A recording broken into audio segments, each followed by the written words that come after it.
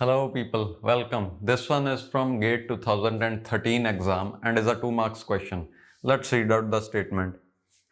Consider the following sequence of micro operations.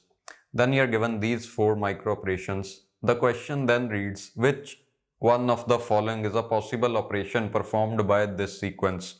The 4 options are instruction fetch, operand fetch, conditional branch, and initiation of interrupt service routine. Initiation of interrupt service. Okay.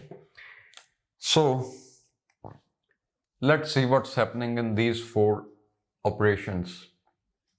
The first one is contents of PC are moved into MBR. You might ask, what's MBR? MBR is the short form for memory buffer register, which is more commonly known as MDR, memory data register. Both are one and the same thing.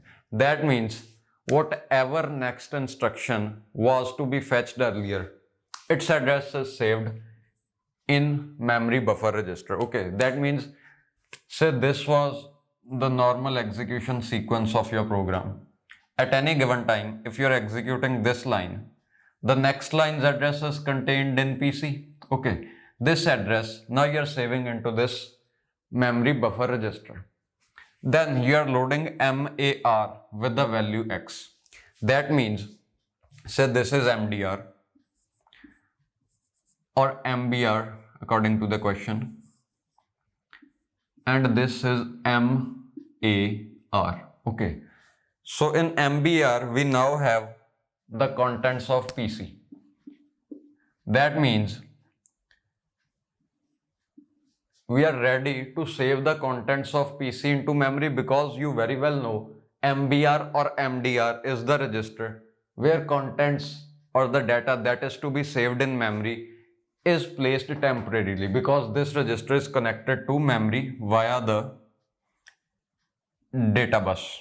Okay, this one is data bus, DATABUS, and this one is the address bus.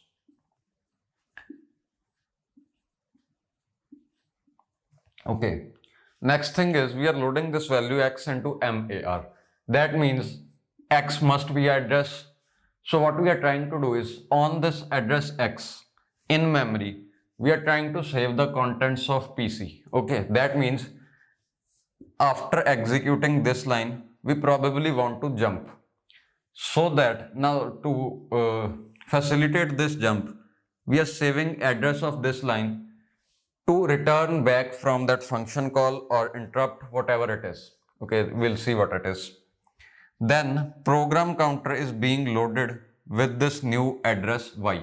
Okay, so program counter, earlier it contained this address, we copied this address here, now we loaded Y into program counter. Okay, and MBR's contents are now written into memory on location X. Let's go slow. What has happened till now is program counter's contents were moved here, a address was loaded, then we wrote the contents of MBR, that is program counter's value, onto this address in memory. Okay, so that whenever we want to know the address of this line, we can load it from this very address, which is X, and we are loading address Y into the program counter. So next instruction to be fetched is Y. Okay, let me draw a diagram. So this was your program that was being executed. Say you were on line number 30. Okay. Program counter will now contain 31 because it always points to the next instruction. You are saving value of program counter to some address X. Say this is X. The value of program counter is saved here. 31 is saved on that location. Then you load program counter with the value Y. Say Y is this. Okay. That means you are jumping to this program. Okay.